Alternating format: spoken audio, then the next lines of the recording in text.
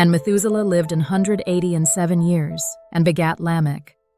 And Methuselah lived after he begat Lamech 782 years, and begat sons and daughters. And all the days of Methuselah were 969 years, and he died.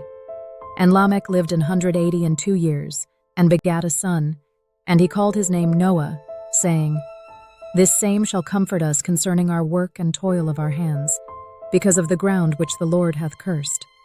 And Lamech lived after he begat Noah 595 years, and begat sons and daughters.